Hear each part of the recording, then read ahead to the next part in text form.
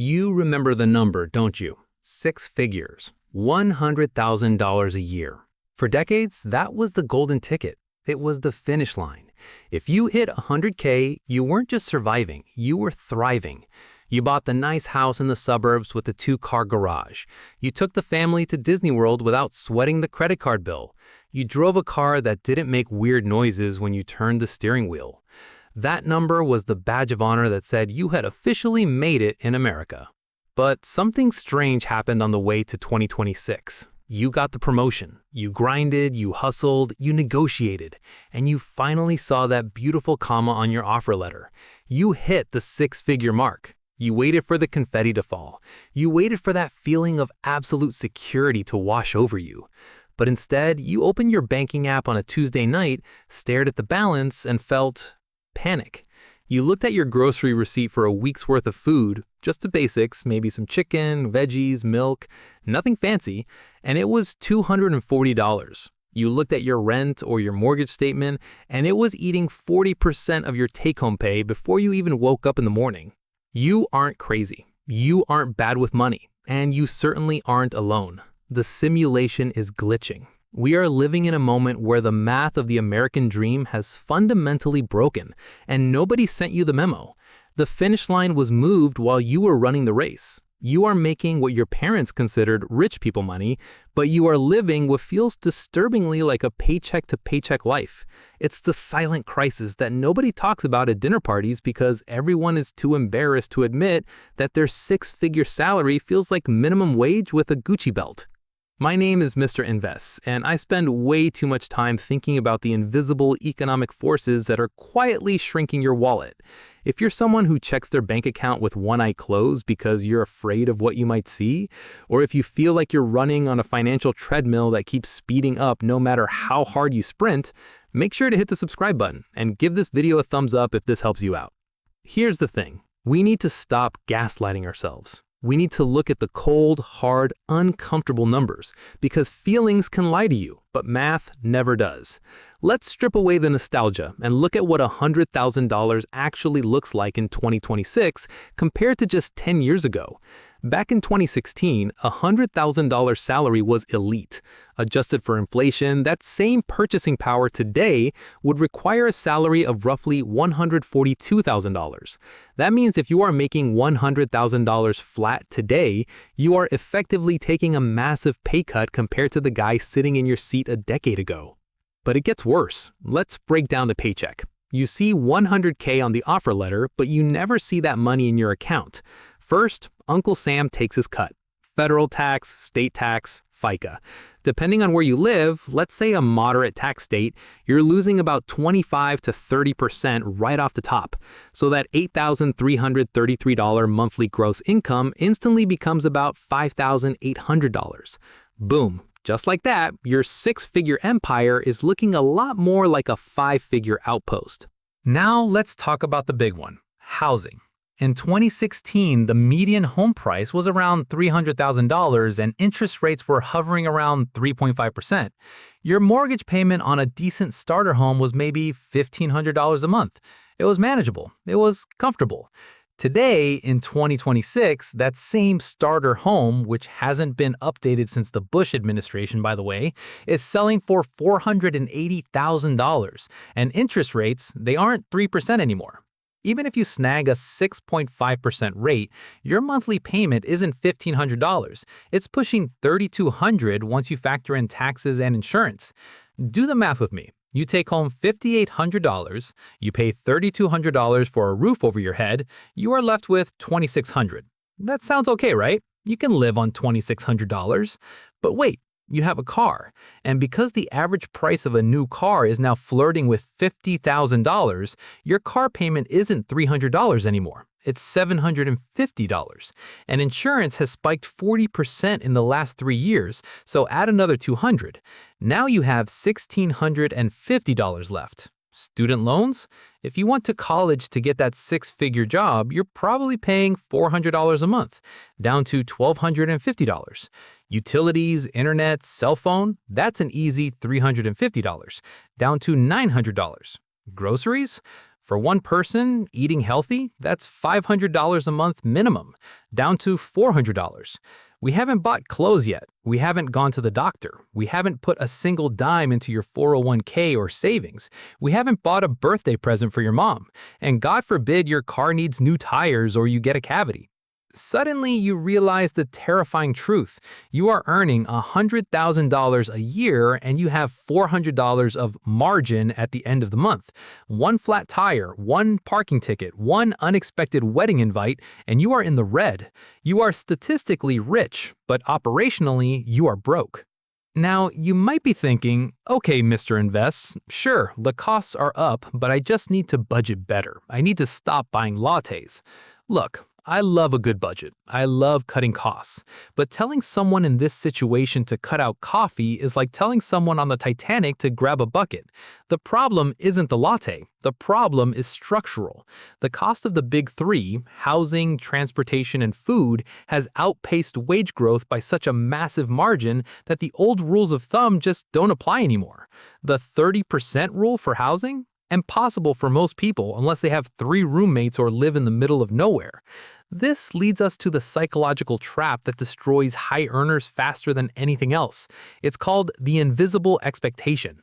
When you tell people you make $100,000, society hands you a script. You are supposed to drive a Tesla.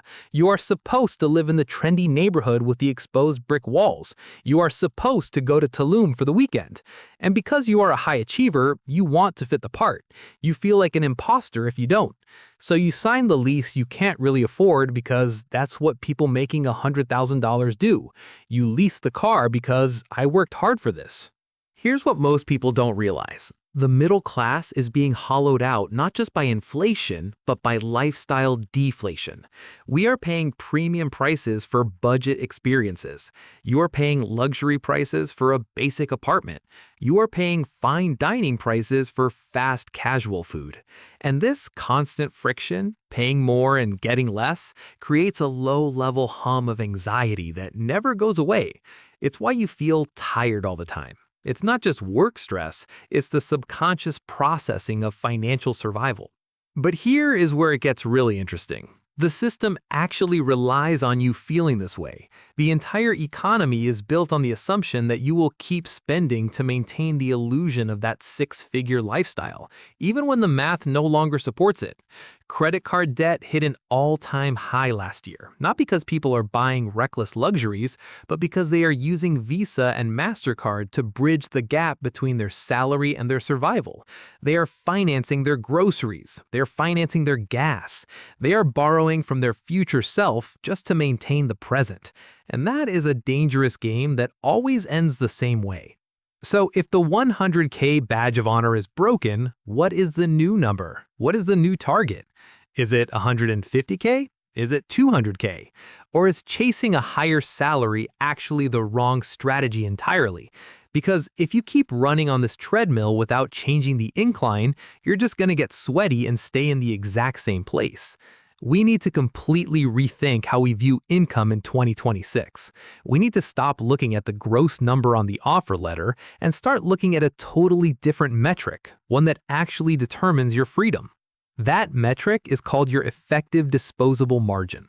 It doesn't matter if you make $50,000 or $500,000.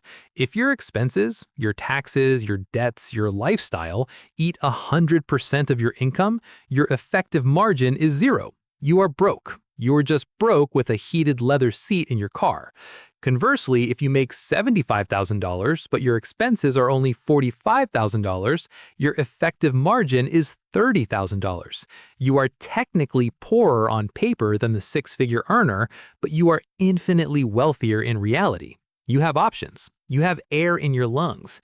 You can quit a toxic job. You can sleep at night. This is the pivot point where most people get stuck. They think the solution to the broke at 100K problem is to get to 120K. It isn't, because if you don't fix the underlying structure, that extra 20K will just disappear into the same black hole of lifestyle inflation and rising costs. The solution is to attack the equation from the other side. We have to wage war on the big 3 expenses I mentioned earlier, and we have to do it ruthlessly. Let's start with the car. This is the single dumbest financial decision smart people make. In 2026, it has become normalized to have a $700 or $800 car payment. People treat it like a utility bill, like it's just the cost of existing. It isn't. Driving a brand new car is a status tax. It is a fee you pay to impress strangers at red lights. If you are feeling squeezed, sell the car. I'm serious. Get out of the lease. Buy a reliable, boring, ugly used car for cash or a very small loan. Eliminate that $700 payment, and suddenly it's like you got a $10,000 raise overnight. You didn't have to work harder, you just had to care less about looking successful. Next, look at housing. This is harder because you need a place to live, but you have to ask yourself a brutal question. Are you house poor? If your rent or mortgage is above 30% of your take-home pay, you are in the danger zone. You might need to make a radical choice. That might mean downsizing. It might mean getting a roommate. It might mean moving to a different zip code. I know, nobody wants to hear that. It feels like a step backward. But is it really a step backward to reclaim your freedom? Is it a step backward to stop waking up at 3 a.m. worrying about layoffs? No, it is a strategic retreat so you can win the war. Now let's talk about the income side, because I don't want to pretend that cutting coupons will solve a macroeconomic crisis. If you have optimized your spending and you are still drowning, then yes, you have an income problem. But here is the secret. You don't need a raise. You need scalability. In 2026, relying on a single salary is risky. The days of the loyal company man are dead. You need to diversify. That could mean a side hustle, freelance work, or investing in skills that pay exponentially, not linearly.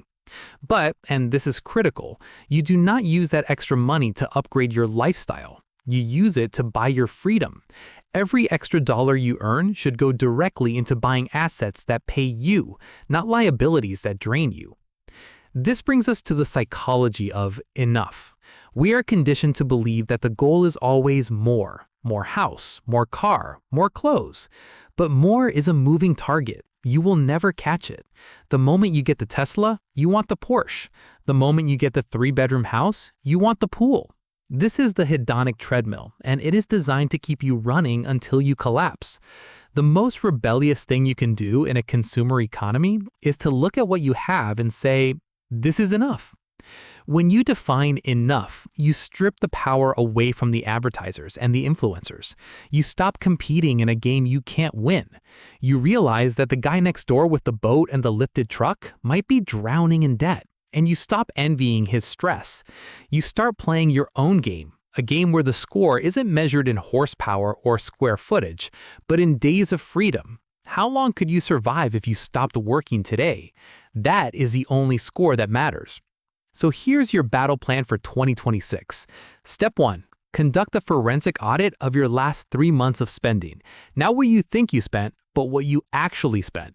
Look at every single line item. You will be horrified. You will find subscriptions you forgot about. You will find hundreds of dollars spent on lunches you don't even remember eating. Cut the fat. Be merciless. Step 2. Automate your margin. If you manage to scrape together $500 a month by selling the car or cooking at home, do not leave that money in your checking account. It will get spent. Human willpower is weak. Systems are strong. Set up an automatic transfer the day after payday that moves that money into a high-yield savings account or an investment account. Make it invisible. If you don't see it, you can't spend it. Step 3. Stop apologizing for your lifestyle. Your friends might make fun of your older car. They might ask why you aren't coming to the expensive brunch. Let them. You are playing the long game. You are building a fortress of solitude and security while they are building a house of cards. In 5 years, when the next recession hits or the next crisis happens, they will be panicking, and you will be shopping for bargains. Here is the bottom line. The $100,000 dream isn't dead, but it has changed. It is no longer a guarantee of safety. It is just a number. It is raw material. What you do with that raw material determines your life. You can use it to build a golden cage of debt and obligation, or you can use it to build a simple, sturdy foundation of freedom. The choice is yours.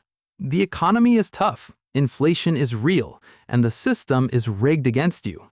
But you are smarter than the system. You are awake now. You know the math. You know the trap. Don't let the number on your paycheck define your worth. Let the margin in your life define your peace. Go make the hard choices today so you don't have to make desperate choices tomorrow. Thanks for watching. If this woke you up, share it with a friend who needs to hear it. I'll see you in the next one.